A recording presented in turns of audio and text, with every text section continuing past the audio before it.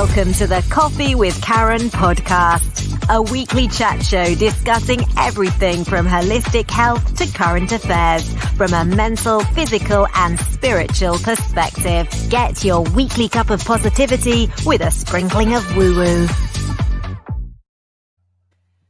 Excellent. So we are live. So welcome to this week's A Coffee with Karen, a cup of positivity with just a sprinkling of woo-woo. And we have this week a guest that we had on not so long ago, but she really has an absolute wealth of knowledge. And I thought we'll have her on again. So each week I am interviewing our guests who help people either from a mental, physical or spiritual perspective, or in most cases, a combination of all three. And our guest this week, definitely all three. Some may think it's a little bit more woo-woo than others, but you know what? It is all woo-woo anyway. Yeah. Mm-hmm. So, Anne, share with the audience a little bit about who you are and what you do. So I'm Anne Varney, and I am a spiritual teacher, coach, author, so many other things, Firewalk Instructor, Masters in Psychology. I can go on and on and on. However, what I do is I basically help people who are stuck, we'll say. They're stuck in their shit and they just don't know how to get out. They just keep going, but they just have this repetitive thing that just keeps going on for them. And they just don't know how to get out of that. And my job is to really show them how they are creating everything and what to do about it. And how, when they see themselves doing it again, how they can get themselves out of that very quickly. I also obviously run a membership platform for spiritual certified programs. And I also have a podcast, Spiritual Abundance Creator, and probably other stuff, but I can't remember. Love that you do so much. But share a bit of your story because, I know your story. Your story is fascinating. And because you have just gone down that route and just continually learning all these different modalities, you've got quite a unique holistic approach because of all the things you've done. So if you want to share with the audience a little bit, how did you get to where you are right now? So basically I had a six-figure business that I ate, breathed, slept this business. I was a bridal designer, award-winning bridal designer actually, and I used to have a few shops. I also would teach this full time alongside my business, with being a single parent and with two kids. Had quite a lot of staff. So you can imagine the amount of balls that were juggling up. And if I knew all this stuff, then God, how my life would have been so much easier. Much easier. So basically what got me into this was I was on burnout. I was overstressed, overworked, and worries. And you can imagine, when you're at that kind of level of a business, everybody wanted to be, but inside I was so empty, very empty. It's interesting that you have this idea of where you want your business to get to, and then when you get there, you can realize that actually this is unsustainable because it is too much stress, especially if you've built a business around you. There's just too much responsibilities. Yes, that makes a lot of sense. Massively. And it takes, I think, and it was quite interesting because I actually won Scottish Design of the Year in I think it was the April or the May or something like that. I'd won a few awards with it. And by the September, I went and did a charity walk to Machu Picchu. Never done anything like that ever in my life. Couldn't even walk up the street. Never mind go and do over mountains and all the rest of it. But I wanted to really really thing with myself.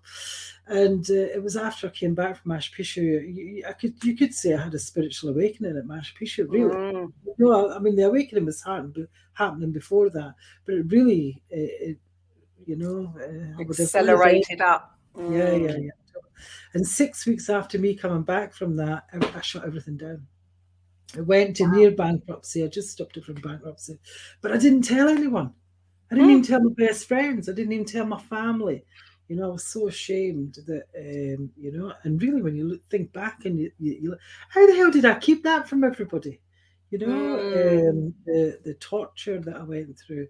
And I actually then went to look and thought, there's more to this. There's more to life than this, And that's when I went training. I mean, I've spent about 350 grand on my trainings over the world. I mean, you've no idea what I've been with real Rinpoches, real, Native Americans, real shamans in the Amazon jungle and Peru, and Native Americans in the outback of California, and and druids and the hills in Scotland, the mountains and what have you. So I went to the real. Hence why I have so much money. You didn't do an online weekend training course to get a certification at the end of it. You went to you went to the top. You did it the proper way and fully immersed yourself into the whole of the teachings then, right? Yeah, but I didn't do it for me to go and teach it to other people. I did it to heal myself, because I came from a background of lack. I came from a background of being in children's homes. So I came from a really, we'll say, disadvantaged background, so if anybody says to me back in the day when I was younger that I would have been a bridal designer, because I was a right tomboy as well, when I was younger, because it was just the way that was how I survived in the world, and for to be a bridal designer and be very good at it as well, and then teach it to over 100 students and what have you. The reason I went to the real Rinpoches and all the rest of it was I knew there was something else out there in life. I just knew there was something more than what I was, what I was experiencing. And just one thing led me to another. However, me actually showing up as a spiritual teacher is a different story, because there was a lot of fear. And usually when people are to live their passion, their purpose, they think it's going to be all plain sailing and it's going to be really easy. It's not. So much fear comes up, it really does. Yeah. Well, we're all human. And we have been conditioned from childhood to react to certain stresses or certain things. And so we are just running a program, really. And it's only, well, I suppose it is only us that can sort of unprogram that. But it's funny how, it's almost like we get pushed. Why do we get pushed to almost the brink? Like, you got to burnout. It's almost like, why didn't these things happen a little bit earlier before you get to burnout? But yeah, you're right. That is sometimes when these things happen. You've got to hit that level to look for another way. Yeah. And I actually broke my foot. I'd actually broke my foot. And that's when I started.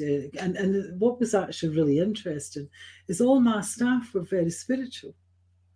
And I used to laugh at them. I used to go, "You're off your bloody head. Is that not right?" I really did, and they would be, "Anne, you're so spiritual, it's unbelievable. You just close yourself off to it."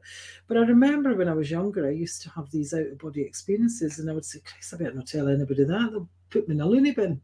Honestly, and I would be flying round my room and I'd be watching myself down and, all these stuff that would be going on. And I just was like, I was terrified of it, because I didn't understand it. But it was my way of coping. Right. It was me disengaging, being disconnected.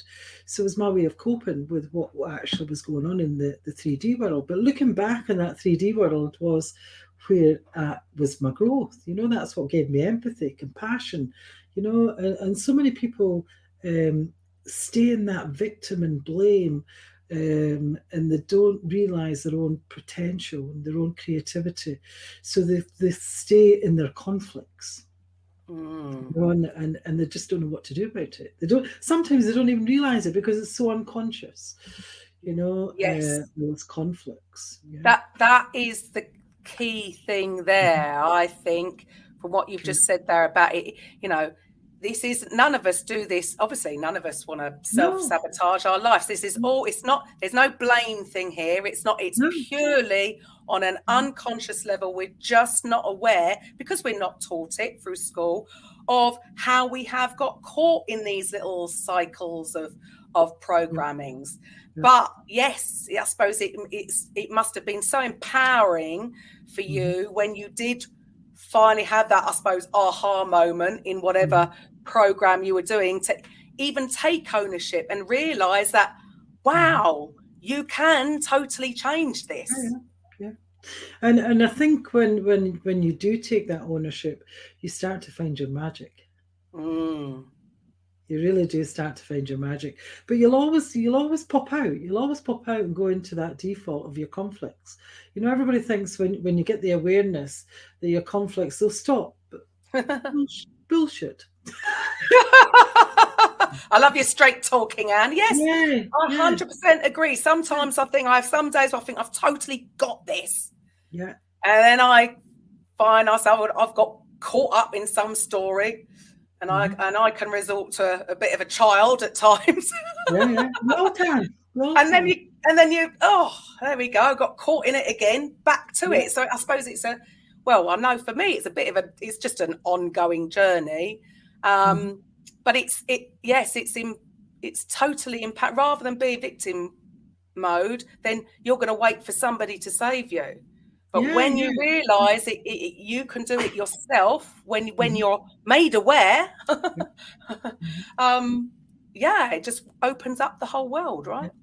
And it's knowing how to really get out those conflicts. It's knowing how to really see when you are, when you're actually in them.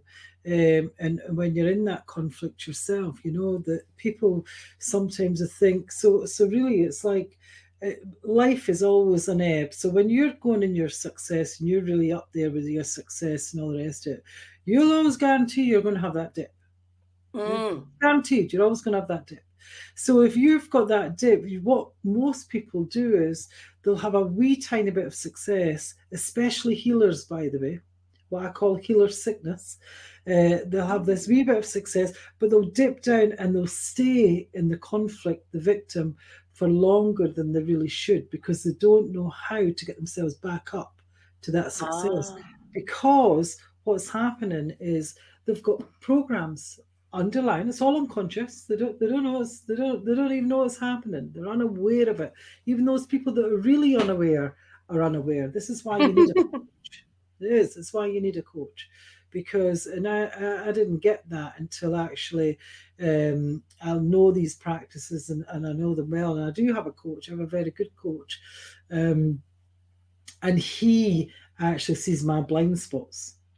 And that's what a good coach is all about, seeing your blind spots and seeing actually, well, this is what you're creating here, and this is how you can get out of this, and this is blah, blah, blah, blah, and all the rest of it. So, we can be very good at looking at other people because it's that detachment that we need, I suppose. It's very easy for us to look at others, but 100%. We all need a coach. All of us need a coach, because I can slip into things, and you sometimes need somebody to have that outside view to go, look, what are you doing? Give you a kick up the backside. We all need it.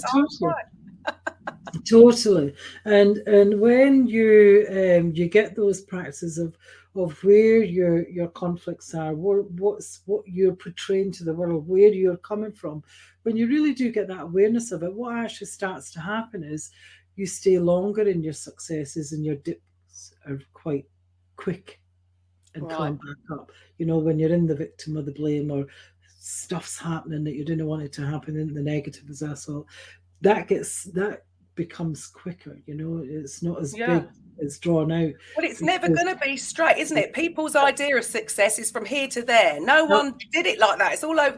And, you know, it's like your heart. If you're not going up and down, you're flatlining, you're dead. It's not a good goal, is it? It's not a good goal. You want the ups and downs, but you just don't want to stay down too long. Then you appreciate the ups as well. Otherwise, you won't appreciate it. Yeah, and the thing about that is really when you are in that success, when you're at the height of your success, just be aware that you are going to dip. You know, because so many people, what they do, and I used to do it myself, me included, is when we're riding that wave of success, and then we do dip, and we think, what have we done? What did we do there?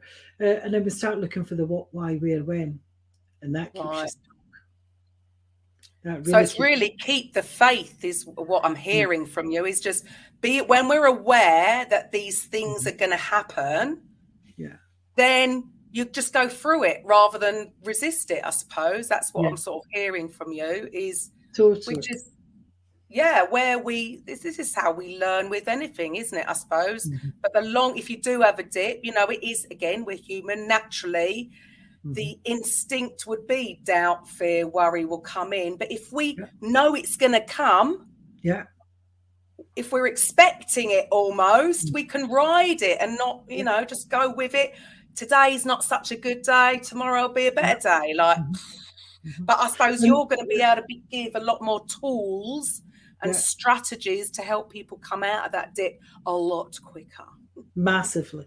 And it's when, you know, you've got those tools too, because I even do it, you know, even what I know, I even go in there. Well, I think you're still human, I think. Yes, exactly. You know, because everybody thinks, because they get such big changes when they're working with me, you know, because I not just work from a psychological level, you know, I work from a spiritual level as well. I look at the mind, body and soul, and a lot of people just look at the mind and the body. You know? So they leave the spirit out, and then they wonder why they keep going to therapy. And it's because they're leaving they're leaving an element out, you know. But as I look at the whole of the person, you know, and see what's actually going on, because the thing is, you can have everything. You can actually have you've achieved, like what I did. You achieve everything that you wanted, but you still feel empty. Yes. You still feel, you don't know why, you know, you don't know why that emptiness is there, and then what it is because you're not living your passion, your purpose. You may think it's your passion and purpose, but it could be coming from your ego. I can totally relate to that. I thought I come from the fitness world and coming into the self-development arena, which I realise now was actually still ego, because it was all about your thoughts, thinking and planning and prepping, all ego mind. So I thought I wanted to own my own fitness studio. And again, you know, it's like, be careful what you wish for. We did build it up and up, but the whole thing was reliant on us being there. So we had no break. So the bigger so it was like, okay, this isn't what I want, because I am going to burn out. So very similar to you, not on your scale, Anne, but we, you know, we were maxed out. We couldn't get any bigger from where we were. So we knew this wave wasn't going to last. We were going to have a crash because it just wasn't sustainable. So yes, I totally get that now. We think that that's the thing that we want, but again, that is all ego. It is when you finally get it. Yeah, when I look back at being the bridal designer, I mean, that came from me actually needing to show the world that I was worthy. That's where it came from, you know, and also as well because usually coming from that the children's home and what have you, that kind of background, you're always trying to prove.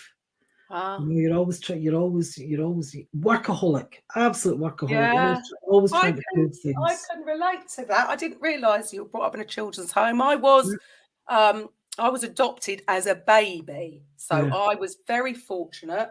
At 6 weeks old, Uh-huh. I was in with a family. But Mhm. at the same time, I can understand, and it only more recently have I realised, I would have said, oh, I don't have any issues about that because I block it out. Yeah. But yes, abandonment issue. All these Yeah, yeah, things are underlying where I thought I was fine. Well, I am yeah. fine, but I didn't I know what you realise that mean, though. actually Yeah. unconsciously there were these, oh, I'm not worthy. I never thought Yeah. that way consciously. And Mhm. this is a reminder to everybody. It's not what you think, it's what's that Yeah. underlying programming that has Mhm. been going on for, well, however long you've been alive. And I can assure you, this is so true, that what you think is the problem is never the problem. Oh. What you think is never that, never that. It's never that the problem, because everything is so unconscious. Mm. Yeah, so Which it's makes just it difficult, doesn't yeah. it? For people listening in, if they've never, because we are conditioned, aren't we? That Mhm. if something's not right on a physical level or on a mental level, then we go to the white Yeah. coats and we get given a pill Yeah. to sort this out. Right? We know that doesn't work. So if anybody is out there that is sort of, how do they know? Well, what is it that they need to solve issues? Well, everybody's different. Everybody's unique. That's why everybody has a difficulty. Because if one solution, sorted every solution, we wouldn't be having these talks. No. Be So, easy, wouldn't it? One piece yeah, of yeah, paper with yeah. a checklist. There you go, there you go, there you go. Everybody's unique. But what I can do is I can give you a 7-step process that will actually get you out of that conflict. When you see it coming, I can give you a 7-step process, and I'll give you that now. Yeah. So when you are when you're triggered, when you're in your conflict, whether it be you're doing the same thing, or you're having an issue with someone else, because even when you're having an issue with someone else, or that mother-in-law, or whatever it is, the sibling, or you're creating it. And I know it's hard for some people to take that, especially when they're used to being in victim and blame. But actually, it's all unconscious. You don't know you're doing it. Yeah. So the step one is acknowledge that you're being triggered.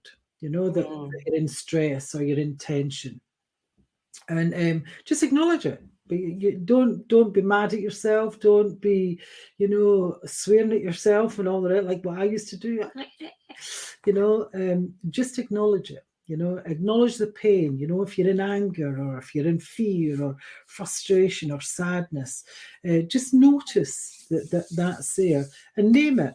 Acknowledge what it is and what it is, and change the definition. So, for instance, I'm raging. I'm sad. I'm mad. Instead of saying I am, say I'm having an experience of being mad. I'm having an experience of anger. I'm having an experience of being fearful.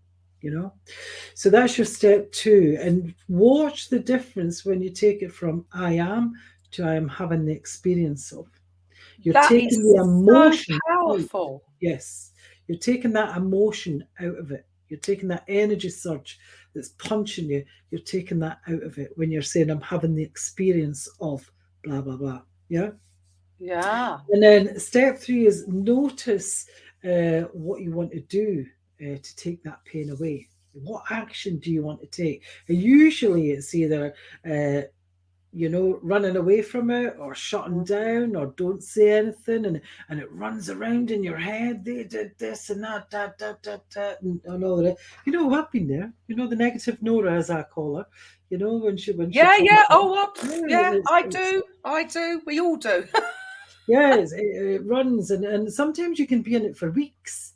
That negative Nora, sometimes some people could be in there for months. Some people could even be in there for years with something like that. But the step 4 is don't do the action that you would normally do to take the pain away. Just don't do it. Stop the action. And how I see that is, I actually, when I realize what's happening, I actually just see a red button in my head, and it's like I stop the red button, because I'm a visual person. So I just see the red button and say, right, I'm not doing that, because it takes will. It really does take your will. Well, and practice, isn't it? Yeah, you're not going to get it overnight. Yes, I can remember hearing Esther Hicks one day say, and I use the pause sign. Yeah. So, yeah, similar. It's the same thing. Like, we know we're going down this route. This isn't good. Yeah. We don't feel good, because it doesn't feel good, does it? So, wow. Yeah, powerful. Yeah. Cool. And then what to do, your step 5 is rise above it. Pull, as you say, pull back from it. And what I do here is I just see I go into my heart space, and I see a baby, my innocence. I just see my innocence, and I just drop down into my heart space. So you're going into the higher self. And then what I do is, once I've went in the higher self, I actually just see myself by a beach or something, visualize, and I just draw a circle. And I just say, well, how do I see it from the perspective of my higher self? So you're not in your ego. Because when you're going through being triggered, you're going into your ego. Yeah. Oh, yeah. Always. Always. That's a step of getting out of the ego, so that you're really going into that the higher self, the true self, your soul, your spirit, whatever you want to call her, him. You know what I mean? Yeah. So you rise above it, you remove yourself, you pull back, go into the creator circle. And then step 6 is just, how do you see it from that perspective? And you'll see, is it a pattern, is it you trying to be rescued?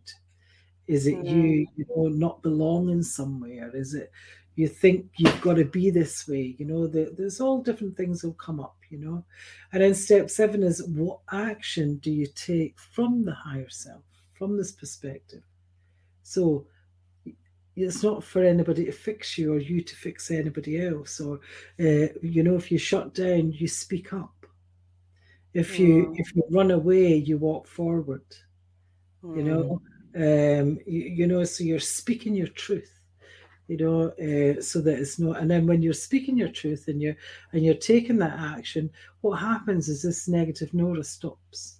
It's no longer there, because one, you're standing in your power, you're in your boundaries, and you're actually moving forward. So you're changing the structure. Brilliant. And that's not going to work the first time you try that, right? No. Which is but it's bringing it into your awareness. That's the big thing. And once you start bringing it into your awareness, what actually happens is because remember, most of it's unconscious, is what happens when you keep bringing it into your awareness. What happens is the energy surge goes from it, and it doesn't have the same effect as what it would normally. You don't stay in it as long. It's just, oh, right, I've got that. Here we go. Right. Okay. This is what I need to do here. Yeah. Right. And it is as simple. It's simple. It's as simple. We make it hard. Oh, don't we ever? Put my hands up to that. I'm the master of overcomplicating things. Yeah. Me too. If there was a hard way to go, I'd go it. But even now, I do think it's just down to, we have been conditioned somehow to. It was almost like. I realise now, it wasn't consciously, but it was almost like, I'm so busy being busy. And it was almost like wearing a badge. Yeah, I'm busy, being busy, not very productive, and not making the most out of my situation. But because of the conditioning, it's almost like, yes, I have to keep busy. I've got to have juggling all these plates. And, man, that's just such hard work. When you sort of, and I'm working on it. I'm getting it. Slowly, catch your monkey, but step back and realise it doesn't actually have to be that hard. And even those 7 steps, to someone sitting out there, they might think, oh, it's a lot of work to do. It isn't. It's the inner work is the work. Yeah. We think it's our to-do list and we've got to do things, action. Yeah. Whereas when you get into the habit of doing it that side and actually do the inner work, the actions seem to come a lot easier. They flow a lot easier. Massively. But us as humans are lazy. Mm. Yeah, we're lazy, you know, and that's half the battle. That's half the issue as well. Is we think that someone outside of us is going to give us the you know, that pill, we'll say in inverted commas, is going to give us that pill that's going to make everything go away and everything be good and give us that success or whatever it is that we're going after. But in fact, we are the creators, so we can create anything. Oh. Even I mean, it's only, and I get it, because I get it. You know, if some people, if they're going through any kind of horrendous things, to say that to someone, it can be, it can seem harsh to them if they've never heard of this before. Because to sort of say, oh, this is, I didn't create this, I wouldn't have attracted this. It's none of this is deliberate. So anybody out there think, oh, I didn't create that. It's not a blame thing, and it's not that you're wrong or you've done anything wrong or you're bad and you've attracted. It's not that at all. It's all unconscious. All unconscious, and it's not a. It's just any kind of negative energy. It doesn't mean we're not talking about you're a bad person. Negative energy is fear, doubt, worry, stress because of the things that you've gone through. But I think what you've shared right there is massive, and to, you know, for people to realize that there is another way, and it's just that we haven't been taught it before. And I'll give you an example of that. When I was in my trainings, this is brilliant, by the way. I couldn't have got a better example. And there's this really lovely woman who stayed down in London, really quite a posh area she stayed in, and all the rest. But everywhere she went, her neighbours would be volatile towards her, you know, to the point of smashing the windows in her car, you know, coming to her house, trying to get her house, and being actually quite brutal, you know. And looking at this woman, you think, what the bloody hell's going on? Anyway, so what was really interesting was that what this woman was doing unconsciously, she didn't know she was doing it, was she was able to find the trigger in that person that would send them into a rage. She did this all unconsciously. She didn't even know she was doing it.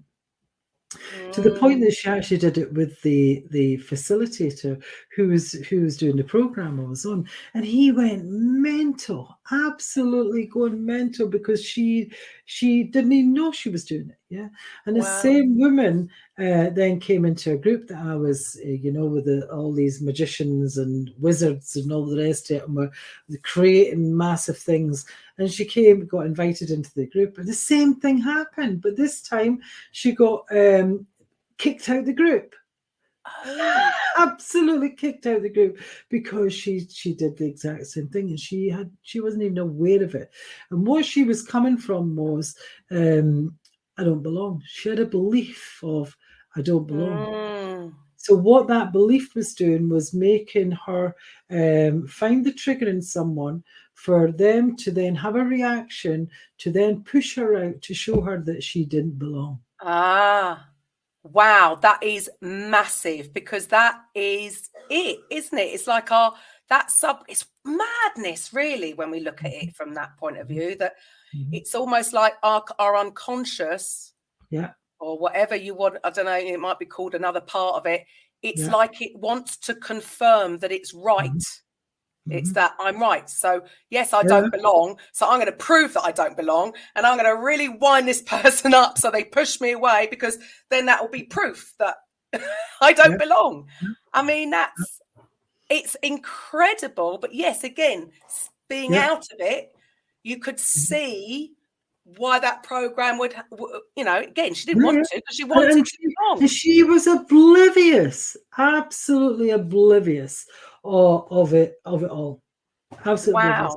And what got me was that was so unconscious that the guy was actually doing the trainings, you know, he actually was triggered. And he knew all this, and he didn't even realize that he'd been triggered by this. You know, Well, I suppose the same thing as we were saying earlier. We can see it in others, and then we're going to have the same reaction to certain things. Again, we've got to then become aware of it. I do it myself. I still do it myself. It's why we need a coach. Yeah. Yeah. It's why we need a coach to show us our unconscious pattern, and getting an intuitive coach is so much better because they can actually see what's also observing the obvious. You know, they can see the obvious of what is actually going on because they're intuitive. You know, they see what's going on around it and what you need to do about it and where you need to go with it and all the rest of it. You know, and all these skills are available to everyone. Nobody is. It's just that, I suppose.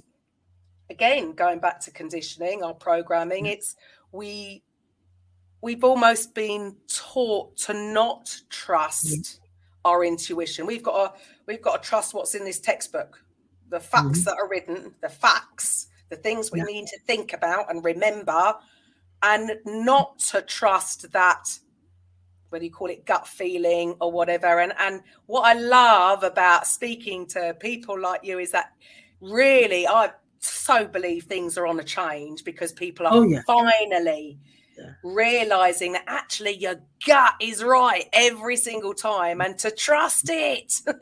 Yeah, totally. Because how many times do we not trust something and then something happens and I knew that was going to happen. Yes. I knew that was going to happen. Yes, but again, I suppose that's the mind, because then we'll think about things logically. And again, think in ego mind and make a decision from that position where, yes, if we were to, I don't know where it's come from, learn to trust actually our inner knowledge, which knows all anyway, knows better than my inner knowing, knows a million times better than I do, or I think I do.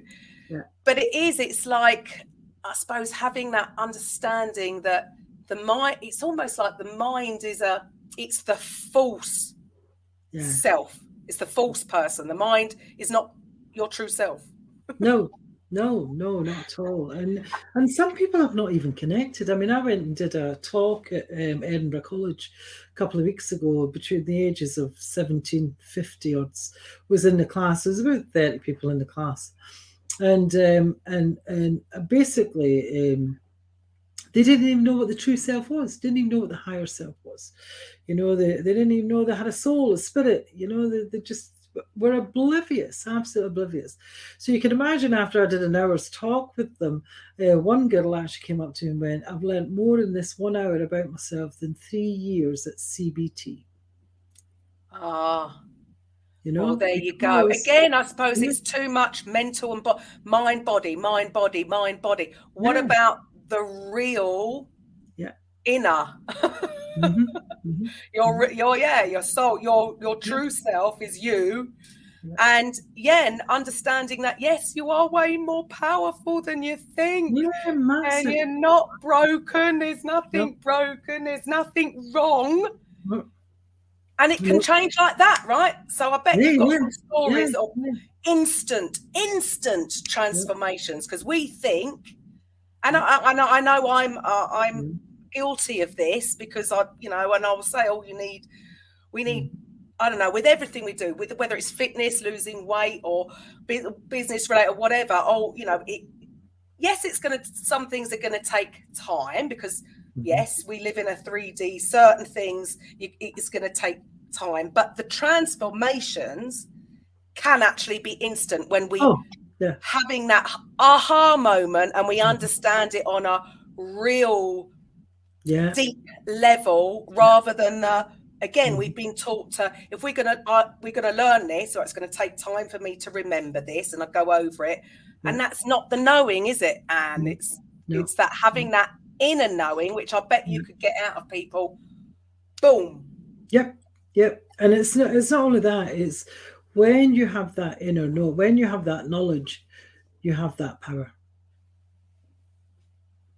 You know, that knowledge is your power.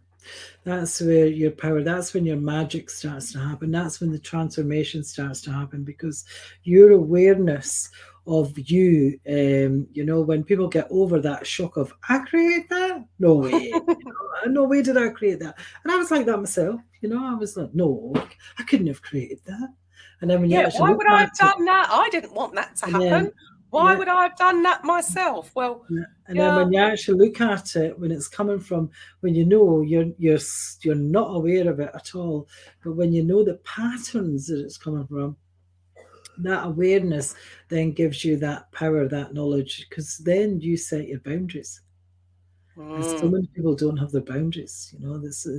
And that's where people lose their power, because they're not standing in those boundaries. And that's with their family, their partners, their work colleagues, or, you know, everybody they know. They don't stand in those boundaries. And when you see someone who's standing really powerfully in those boundaries, you really have a really big respect for that person, because you think, and you're not going to cross those boundaries. But if you come across someone whose boundaries are very lack, and they're very, you know, you're not going to listen to that person. You know, those boundaries are skewed. You know, they're just not right. You know, and that's where your power comes from, is you standing in those boundaries and knowing that no, this is where I'm coming from. This is where my heart is. This is where my higher self resides. It's not where my ego is coming from. Where my, you know, and what have you. And that's the difference. You know, because a lot of people are having their boundaries from the ego perspective and not from the higher self perspective. Right, that makes a lot of sense, and that sounds like it really links up to what you said earlier about the, you know, when we do have these feelings of unworthy or wanting to belong, and then we don't realize we could be unconsciously pushing them away. That links back into the not setting your boundaries again because you want to belong. So that is, so again, you're putting it out there, whereas standing in your power and setting your boundaries is, yes, it's it sounds sort of contradictive in a way until you get it. Because you think you think again, think ego mind again. You think that to belong, you've got to do everything for all these people, and you don't set your boundaries. But yes, the opposite is true, right? Yeah, and that's where your power resides. That's where your magic is. You know, when you are coming from the soul, the spirit, the higher self, and what have you. You know, there's so many executives out there that really, you know, they're working hard, they're living life and all the rest of it, but they have this big gaping hole. You know, the emptiness of, you know, is this, why am I doing this? You know, they get to a certain level, and then it just hits you. You know, it hits you. Right, I've achieved everything I wanted to achieve, so why am I still feeling this way? Why is this feeling still here? It's what I was like, you know, when I had the business, exactly how I was, that I couldn't understand. So I've created this, you know, power, you know, of this bridal business. And I used to make outfits for celebrities and the gentry and travel the world with international designers. I would design for international designers. I mean, I really ate and breathed this. And so many people would say to me, you know, I would love your life. Your life would be absolutely amazing, you know. And don't get me wrong, some of it was. Yet I still had this big emptiness. Right. And so how long did it take you to turn that around completely on its head? I would say it took me a couple of years. It did take me a few years. But when I realized what that was, it didn't take long after all. You know, when I realized, oh, right, so there is an emptiness. It's because I'm not living my passion. Well, from Machu Picchu, it was 6 weeks that I closed everything down. Right. I mean, it totally closed everything down and come away with a 5-figure sum in my hip pocket and what have you, you know. But really, everything was sold. Everything got right. So although it went near bankruptcy, you know, I did it very cleverly. Right.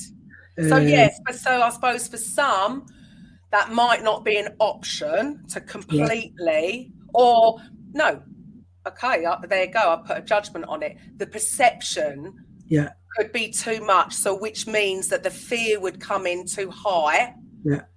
Because actually things could change like that. But why put pressure on yourself? So you can do it slowly. You can do it without going to that level, though. You can, like me going to Machu Picchu. I always did things by extreme anyway. I traveling the world and sitting there with shamans and rattling drums and and all the rest of it, and walking over firewalks and over glass and breaking arrows and and all the rest of it. However, if you're that executive, that you're realizing that that's there, get yourself a really good coach, an intuitive coach. And I think that's massive because yes. So what I've said there is a contradiction because if you're going to try it alone, the stress will be too much and it will take over because you've done things straight away. However, the quickest route to getting it is definitely to get a coach because then you will be guided. Get Anne. Why I'm saying a good one is I've had quite a few coaches and I was still stuck. And I spent a lot of money, and after it thought 6 months down the line, what was that all about? 100%, because the title coach doesn't give you enough info. I've done the same. I've taken on coaches and this wasn't really what I was looking for. I know what I need, but sometimes it's hard to find, which is why we're doing these shows, Anne, because what would you say is, what's the title that you would put on websites or whatever? What is your I would say that I help people become unstuck in their patterns. Right. So they can live a life full of passion, purpose. So it's easy. Their life is easy. So I would say I'm more of an intuitive coach, although as you well know, I have an abundance of feathers that I get gifted from the spirit world on a daily basis. I still believe you live next to an aviary. We've got so many different kinds of feathers that come in. It's unbelievable. So I'm very connected spiritually, and I'm very connected intuitively. I'm very good at intuitive. As I say, people think what they think is going on is never. It's always something completely different, and I'm very good at uncovering what it is with people. That is the work. I suppose if you don't know what it is, what the real, and I suppose that's the thing with any kind of holistic treatments for anything, is if you do not know the whole thing and you're going by that, you think that is causing that. Well, nothing's going to change because that wasn't the root cause. So I suppose that is the hardest part, is working it out. And sometimes, you can't do it on your own. You can't, or you might drive yourself mad first. But you'll never get it. You'll never get it because it's unconscious. So you'll never ever get what's driving these behaviors or these patterns. So you'll never ever get that yourself. That's why it's really important. And trust me, I mean, I've had quite a few coaches, but I've got a brilliant coach now. I mean, he's won quite a few awards, don't get me wrong, and I pay quite a bit of money for him. But worth his weight in gold. Worth his weight in gold. Really. And there you go. There is and I'm sure you wouldn't have heard his message when you were back doing what you're doing. Probably not. No, because you weren't ready to hear that message. It was so far. Whereas that's why I say there's a coach for everybody to meet them wherever they're at that time. And I wouldn't have heard, when we've had conversations before about, and the DNA, the light. I wouldn't have heard that 20 years ago. I would have thought, this woman's crazy. I am crazy. You're right. Okay. That's why we connect. But because I came from such a, everything was physical, therapy, sports therapy. Yeah. Oh, this is hurting because it doesn't hurt like that. And it's all very physical. And the understanding that the physical comes from the mental and the emotional and the spiritual is just, we didn't talk about that. Even doing massages, a lot of massage therapists would even have the understanding of grounding themselves so they don't take on people's energy. I didn't learn that. I was a sports therapist. Like, what do you need to learn about things like that? It just was never discussed. So I would never have heard that message. I just would have thought, like you saying, you had spiritual people as employees and you thought they were all nuts. I would have had the same. We used to always laugh, I would go to them, you are not right, you're not right in the head, but every single one of my employees, apart from one girl, were all very spiritual. They were Reiki healers, they were, they did light language, and I said, well, light language, what are you talking about, and I'm not in my business now for about 13 years, so we're going back quite a bit, from 9 years, sorry, not 13 years, it was 2013 when I shut it down. But the thing is, looking back there, and actually one of them sent me a message a few years ago and went, and it is so beautiful to see you actually living what you should have been living all those years ago, and I was doing a live on spiritual stuff and and all the rest of it, and I went, they'll see a big huge difference because but it took a lot to get me to where I am now of being very open with it, because now I just don't, it doesn't bother me. It's who I am, it's what I am. I'm very connected, and I think that's why I get such powerful results. Right. So because you've taken ownership, it seems to me it's like, so we all, and like you've just said there, it's almost like you didn't want to put yourself out there again. We all, because we are human, we have these human emotions, some serve us, some don't, of that fear of being judged. Like when I first started, because I had come from a very physical background, and I thought, well, people just know that I just teach fitness, or I'm just a personal trainer, or I'm just a sports therapist. So if I'm going to put out something new, I would have this fear of being judged, fear of being ridiculed. And oh man, when you get over that and realize that, and you're not afraid of being judged, it's not my problem. People can judge, but it's not going to affect me. But it's fascinating that, so even with you going through all that, we still have these things that are holding us back because of these fears. And the moment you step over that line and get over the fact that, some people won't be ready to hear you, some people will judge you, but whatever, let them be, and it's okay. Yes, that's where your magic lies, because that's when things will happen, because it doesn't matter. It's fascinating to think that the only thing that is stopping us all are these fears, which aren't even real, or they're none of our business. And it's amazing that we have all, and I would, we're all the same, we're all human, all these conditioning throughout our lives, whether it's come from school, it must have been just drip fed in the background for us to have these fears of stepping into the light. Well, we've been taught that, that you're showing off, or you're quiet about that. Who do you think you are? That thing when all we should have been getting was an applaud, for doing good and for being better at another sibling or what have you, instead of you get yourself back down there, sort of thing.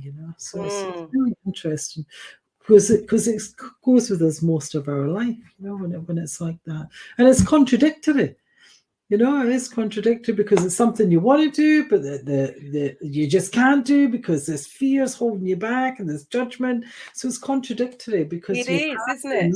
Your patterns. It's just like the woman with the don't belong. She was portraying behaviours that she was triggering people, so they would then be volatile. So she thought she didn't belong, and all the time she was trying to get people to get her to belong. It's very contradictory. It's amazing that, but then maybe is that the journey? Yeah. Is that the journey for us we've forgotten that that's what, we can have, do whatever we want. And it's the journey of that inner realization that we actually can, and we are the only ones in our way, the only ones. We want to, I mean, of course it would be easier to blame somebody else, but then that means that person's going to have to change for me to have my success. Then we don't have any control over it. The realization of actually, I can change this. Wow. Yes, you can. Yes, you can. Totally. I can give you tools how to. There you go. So, we all want the pill. So Anne has actually got the pill. I can give you the tools. Because a lot of people, they know this, but they don't have the tools to actually show you how to work with it. Right. That's the difference. So I suppose, step one is being aware. Yeah. But then now we need to know, okay, so what do we need to do every single day? Because, it's going to take practice. Which some people think, it's a lot of work. Well, the time's going to go anyway. The day's going to pass anyway. So you may as well work it to your advantage for the long term. Mm-hmm. So just acknowledge that you've been triggered. That's the process. Step one, acknowledge you've been triggered. 2 is identify the pain. 3, notice what you want to do when you feel that pain. 4 is do not do it. Don't do it. That's going to be the hard thing, I reckon, for a lot of people. Stop the action that you would normally do. Withdraw from it. 5, rise above it, go into the higher self and just really see from that perspective, what is it that you're doing? Is it a pattern? Are you trying to get rescued? Because a lot of people have that. They don't realize that they're trying to get help to get rescued. So, and number 7 is, what is the true action from the higher? What is the true action you take? So, for instance, if it was a woman that was I don't belong, and a lot of people have that one, especially healers, believe it or not, is the action you would take instead of trying to trigger the unconscious, is what you would do is you would actually take action and open your heart so that you actually feel safe and feel you do belong. Love that. So really, it is all within you. Yes. We're always looking for validation, everything out there. So it's from all of that, I'm getting that. Yes, it's that. You don't need it from out there. You've got it. You've got everything you need. Everybody's got their magic right here. So for those who are listening, so obviously we'll have, if you're watching, you can see Anne's website there, but those who are just listening and it's just audio, how do people find you, Anne? Just simple AnneVarney.com, ANNVARNEY.com. That's it. Keep it simple. Keep it simple. Yeah, AnneVarney.com. And you'll see there's a wealth of stuff on my website, information that would help you, around your energy and things like that. Courses, memberships, podcasts, so that it's all in, everything's there. So there's something for everybody. Podcasts are free. Yes. You listen, you take your time to listen. So Anne's giving out all her knowledge. There's things that you can learn. And then if you want to take it a stage further, then yes, join the membership, which I will be doing. Personally, once we get this week out of the way, Anne, I'm coming for you. Yeah. And then courses. Also, you run courses for other practitioners as well, don't you, Anne? Yes. So my Spiritual Abundance Creator is my big course that I do, and that's real woo-woo, but it's we love a bit of woo-woo. We're really going into activating the starseed memories and your gifts, and we're going into the Akashic records. We activate the 12 DNA light bodies and it's just magical, the power that people get from it. And it's a 4-week program, that one, or a work one-to-one with people, executives, or just anybody really. You have two. Well, there you go. So you're offering. There's something there for absolutely everyone. You either spend your time, or you spend your money, or some kind of combination of both, right? But there is help out there. Don't suffer. There's unnecessary suffering. So thank you, Anne. Once again, I could sit here and talk to you for hours. Thank you for your time today. For the rest of you, I will be back with a coffee with Karen. Bye for now. Welcome to the Coffee with Karen podcast, a weekly chat show discussing everything from holistic health to current affairs from a mental, physical and spiritual perspective. Get your weekly cup of positivity with a sprinkling of woo-woo.